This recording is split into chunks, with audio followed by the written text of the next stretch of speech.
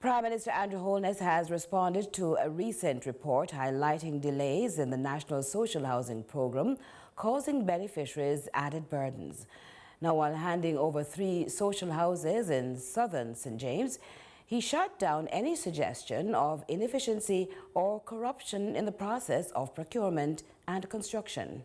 In what was to be a celebration of another handing over of a social house in Roehampton, St. James, Prime Minister Andrew Holness carved out time to clarify alleged discrepancies around delays in the construction of social housing.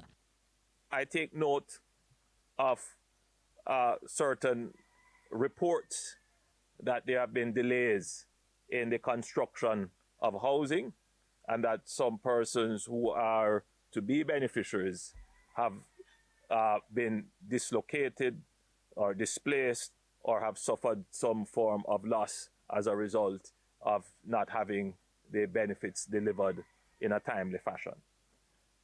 The government of Jamaica, and indeed myself, we are very sympathetic and understand the issues that would arise for persons who are waiting on their houses to be built, but there are delays. The Prime Minister says they're moving as quickly as possible to fix that. Holness explains any good program would be scrutinized, but says there have been efforts to unfairly portray the National Social Housing Program in a bad light. He offered clarification around the delays. The government of Jamaica does not itself build houses.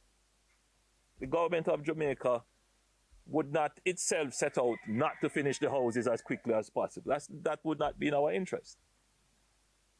The government of Jamaica has its set rules about contracting, and we hire contractors on a competitive basis.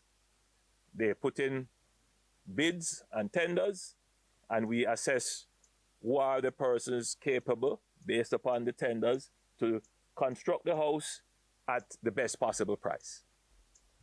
There is no guarantee that having entered into a contract for the construction of a house, that the contractors will deliver on time. Additionally, he revealed obstacles to include security concerns and theft of materials, while reminding that generally these constructions are delivered on a timely basis. And contractors have reported that they would have put materials on site, and by the time they turn around, the materials disappear. They would have paid additional costs for security, and sometimes the security feels insecure themselves. And so contractors have delayed projects or have just abandoned projects because of the issue of security.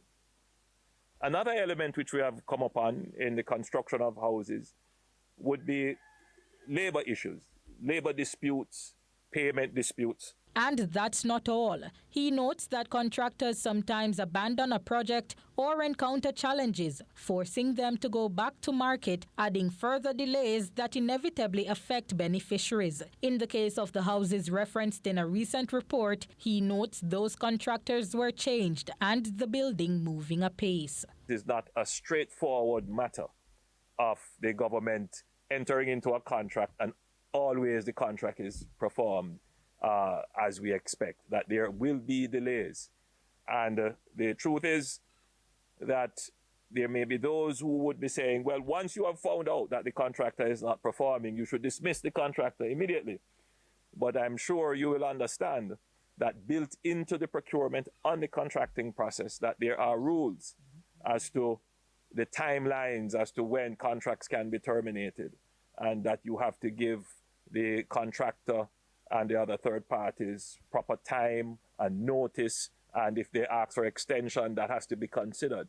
So there are many variables that are beyond the control of the government. Trisha Gay Kelly, CVM News.